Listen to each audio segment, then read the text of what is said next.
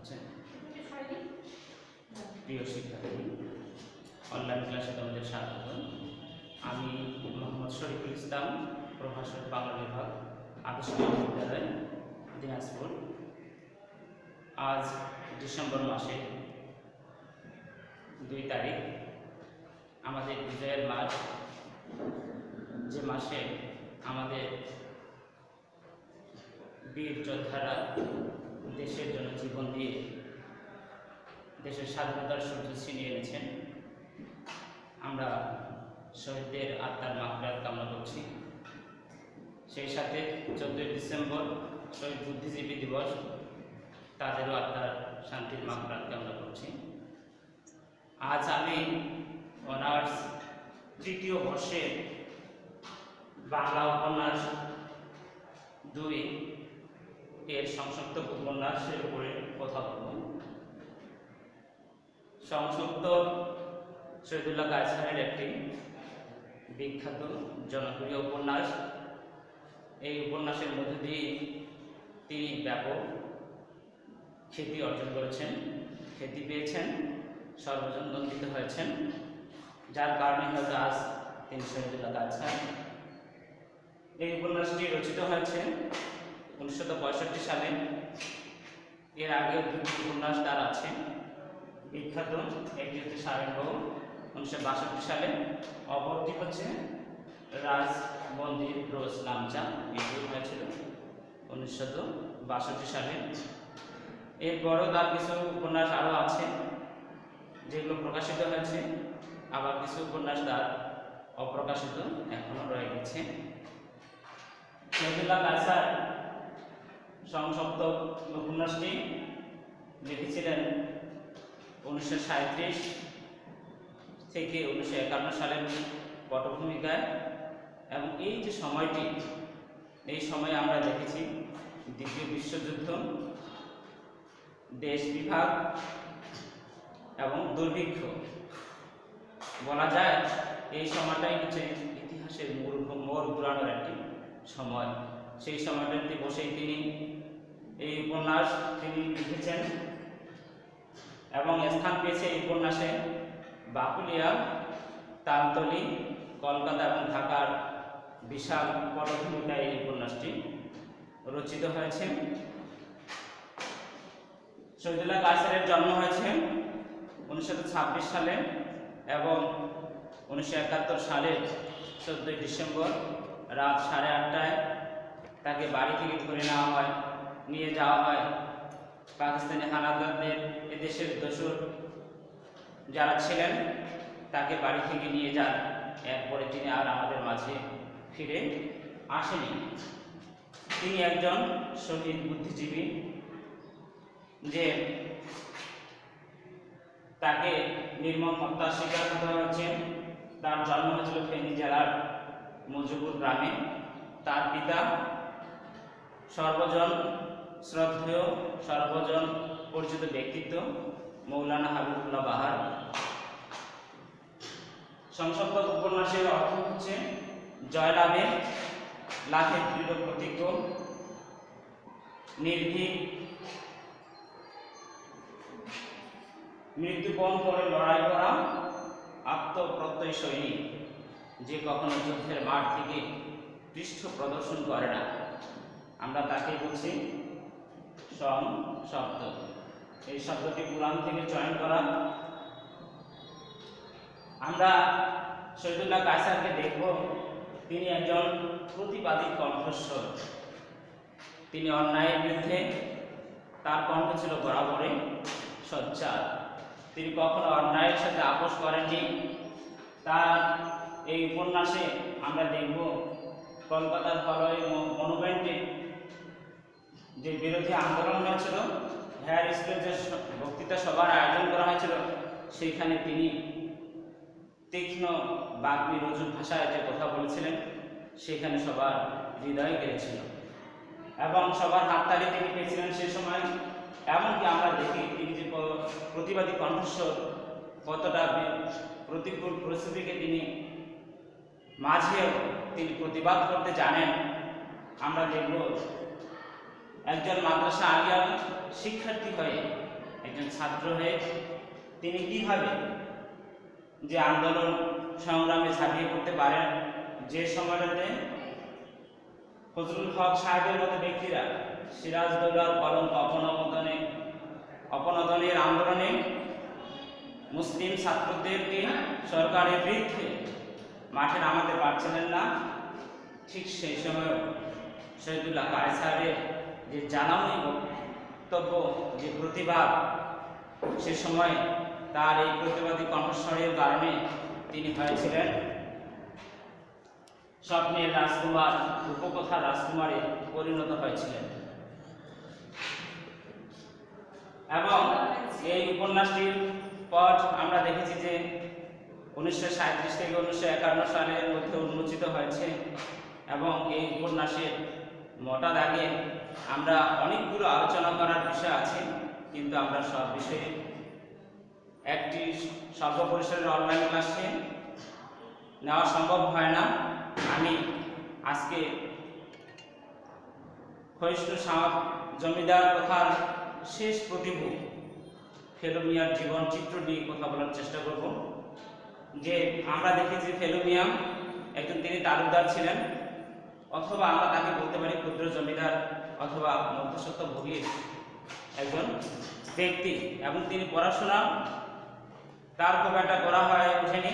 তিনি নবম শ্রেণী পর্যন্ত পড়েছিলেন এবং দশম শ্রেণী তার পড়া হয়নি। কিন্তু ফেলু মিয়ার পিতা বড় মিয়া, তিনি এবং তার বংশ ব্রিটিশ শাসনামলের শুরু থেকেই জমিদারি এবং রাজত্ব করে গেছেন। কিন্তু আমরা এসে দেখেছি শেষ দিকে, ইংরেজ শাসনের শেষ দিকে এবং পাকিস্তান শাসনের প্রাক মুহূর্তে, যে এই ফেলু মিয়ার জমিদারি কিভাবে নিঃশেষ হয়েছে, এটির অনেকগুলো কারণ আছে। তার মধ্যে আরেকটি বলা যায়, আমরা আগেই বলেছি, দেশ বিভাগ, দুর্ভিক্ষ এবং দ্বিতীয় বিশ্বযুদ্ধ, অনেকগুলো প্রেক্ষাপটে এই পরিবারটির বিলীন হওয়ার অনেকগুলো কারণ সে সময় চিহ্নিত করা যায়। তার থেকেও বড় কারণ আরেকটি হচ্ছে ফেলু মিয়ার বাবা বড় মিয়া, তিনি তার সন্তানদেরকে অশিক্ষিত রাখেননি। তিনি শিক্ষায় দীক্ষায় তিনি বড় করেছেন।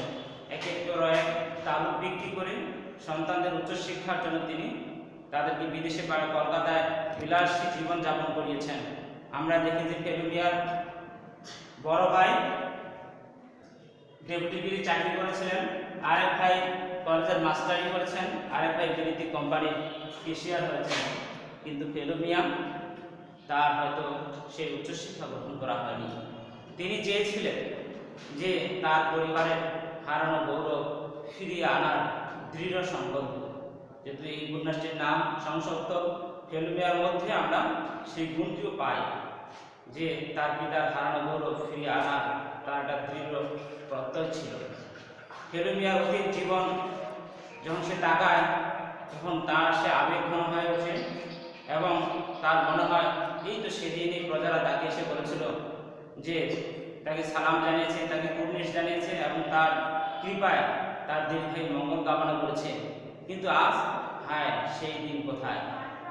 তাই তো ফেলু মিয়া তার হারানো গৌরব ফিরিয়ে আনার জন্য তিনি তার ডেপুটি যে ভাই কলকাতায় করেছিলেন তার শরণাপন্ন হয়েছিলেন।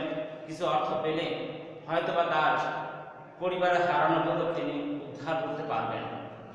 কিন্তু তার ভাই কি বলেছিল যে তুমি কলকাতায় একটা দোকান দাও। ফেলু মিয়া সেদিন বিশ্ব এবং হত বিমূঢ় হয়েছিল যে মিয়া বাড়ির সন্তান কিনা সে একজন দোকানদার হবে, সেটি সে মেনে নিতে পারেনি।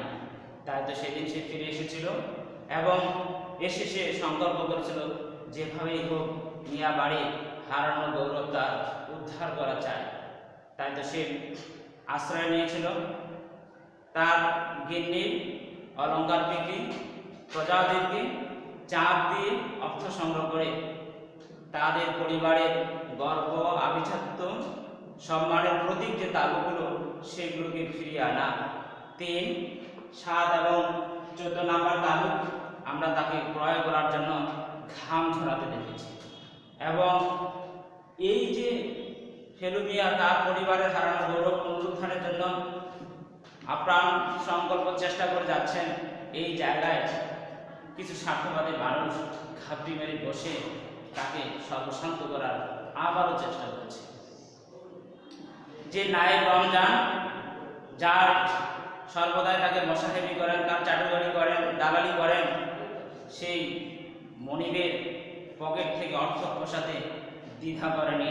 সে রামদয়ালের সাথে মিশে 3, 7 এবং 14 নম্বর তাবু ক্রয়ে তার পকেটে অর্থ লুফে নিয়েছে, হাতিয়ে নিয়েছে এবং সেই যে আনন্দ 2500 টাকা এই 3টি তাবু বিক্রিতে, সেটি সে জীবনের সবচেয়ে বড় আনন্দ তার হয়েছিল। হয়তোবা বলা যায় রমজানের যে 3, 7 এবং 14 নম্বর তাবু বিক্রি করায়, দালালি করে, বেনামি করে যে অর্থ হয়েছিল, এটি তার একটা শক্ত ভিত তার জীবনে প্রতিষ্ঠা করেছিল। এরপরে আমরা দেখি যে ফেলু মিয়াকে বলতে দেখি যে তার পিতা একজন শিক্ষিত এবং জমিদার ছিলেন, তার সন্তানদের তিনি পড়াশোনা করেছিলেন এবং সচেতন ব্যক্তি ছিলেন, কিন্তু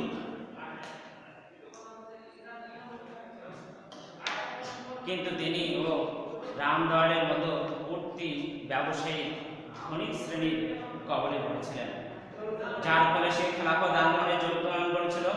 সেই সময় সে 2 বার জেল খেটেছিল এবং তার শরীর সেই জেলে বসে ভগ্ন হয়ে পড়েছিল। এই সুযোগেই রামদয়াল ফেলু মিয়াদের একের পর এক তাবু ক্রয় করে নিয়েছিল। এই যে আমরা দেখেছি যে ফেলু মিয়া প্রাণান্ত চেষ্টা, কিন্তু সেই চেষ্টায় ভাগ বসেছে কৌশলে রমজান, রামদয়াল। তারা ফেলু মিয়াকে তার অভিষ্ট লক্ষ্য পূরণে তারা যে বাধা হয়ে দাঁড়িয়েছে। পাকিস্তান আমলে আমরা দেখেছি যে ফেলু মিয়া মুসলিম আন্দোলনের সাথে, মুসলিম লীগের সাথে আন্দোলনে জড়িয়ে পড়েছিলেন এবং সামনের কাতারে থেকে আন্দোলনে নেতৃত্ব দিয়েছিলেন এবং সেখানে থেকে তিনি তার হারানো গৌরব ফিরিয়ে আনার একটা চেষ্টা করেছিলেন, কিন্তু ব্যর্থ হয়েছে। ফেলু মিয়া যেমন ইউনিয়ন বোর্ডের প্রেসিডেন্ট ছিলেন, গ্রামের মাতব্বর ছিলেন, তার পিতাও গ্রামের মাতব্বর ছিলেন এবং ইউনিয়ন বোর্ডের 10 বছর প্রেসিডেন্ট ছিলেন। এই যে ক্ষমতার একটা লড়াই মিয়ারা আজ হয়েছে, কমর ভাঙা সিংহ। ফেলু মিয়াদের বাকুলিয়া গ্রামে হয়তো গুরুত্ব আছে, কিন্তু তাদের শক্তি নেই। যে ব্রিটিশ শাসনামলের শেষে এবং পাকিস্তান আন্দোলন, পাকিস্তান দেশ বিভাগের পর পাকিস্তান যখন হলো, ফেলু মিয়া মুসলিম লীগে যোগদান করে তিনি যে তার হারানো গৌরব পুনরুদ্ধারের চেষ্টা করেছিলেন, সেখানে তিনি ব্যর্থ হয়েছেন এবং তার স্থলাভিষিক্ত হয়েছিল রমজান। এই উপন্যাসে যদি আমরা একটি মূল্যায়নের দিকে যাই ফেলু মিয়ার চরিত্রকে ঘিরে, যে জগতে অনেক ব্যক্তি আছেন যারা সম্মান, যশ, খ্যাতি অর্জন করেছেন, কিন্তু তাদের সেই সম্মান, যশ, খ্যাতি নিমিষেই ভিনিশ হয়েছে কাদের দ্বারা? সেই বেনিয়া, সেই দালাল, সেই মোসাহেবদের কারণে। রমজান সেই মোসাহেব, যার কারণে ফেলু মিয়া তার তাবু ক্রয়ে অতিরিক্ত অর্থ আদায় করেছেন, তার প্রজাদের কাছে নিপীড়ন করেছেন, পরিবারের অলংকার বিক্রি করেছেন, কিন্তু পাকিস্তান উত্তরোত্তর পরে তিনি তার আভিজাত্য আর ধরে রাখতে পারেননি। তার আভিজাত্য বিসর্জন দিয়ে তিনি হয়েছিলেন ঘর জামাই। আর আমরা কি হতে দেখেছি যে রমজানকে তিনি কানকাটা রমজান থেকে ফেলু মিয়ায় পরিণত হয়েছিলেন এবং রামদয়াল পাকিস্তান উত্তরোত্তর দেশ বিভাগের পরে দাঙ্গাবদ্ধ একটা পরিস্থিতিতে তিনি যখন বিতাড়িত হলেন, তার জায়গায় তিনি স্থলাভিষিক্ত হয়েছেন। তাহলে যিনি এবং যার পরিচয় নিঃস্ব ছিল, সাধারণ ছিল, সে হয়ে গেল যে মিয়া, আর মিয়া পরিবার হয়ে গেল নিঃস্ব এবং ঘর ছাড়া, স্বর্ণ ছাড়া। অর্থাৎ সংসপ্ত উপন্যাসে প্রতিটি চরিত্রই বলা যায় যে সংসপ্ত জীবনের অভিষ্ট লক্ষ্য অর্জনের জন্য তারা দৃঢ় প্রত্যয় দৃঢ় প্রতিজ্ঞা করে চলেছেন এবং এক্ষেত্রে তারা পিছপা হননি। এই লড়াই কেউ হয়তো ঝরে গেছে, কেউ তো বা নতুন পথ রচনা করছেন, কেউ বা ধনিক শ্রেণীতে পরিণত হয়েছেন। রামদয়াল ধনিক শ্রেণীতে পরিণত হয়েছিলেন এবং সে ছিল নিষ্ঠুর, কিন্তু সেও আর পূর্ববঙ্গে তার ঠাঁই হয়নি, তাকেও হচ্ছে যে দেশ থেকে বিতাড়িত হতে হয়েছে। প্রিয় শিক্ষার্থীরা, এই উপন্যাসটি তোমাদের ফেলুমিয়া সম্পর্কে উপন্যাস সম্পর্কে জানতে হলে তোমাদের বইটি তোমাদের পড়তে হবে, তাহলে তোমরা আরো ভালো জানতে পারবে। মনোরাজ্যের দান গ্রহণ সাপেক্ষ, অতএব তোমাদের বেশি বেশি করে অধ্যয়ন করা চাই। সেই অধ্যয়নের মধ্য দিয়ে তোমরা সংসদ উপন্যাসটি আরও বেশি সমৃদ্ধ জ্ঞানের অধিকারী হবে। ধন্যবাদ।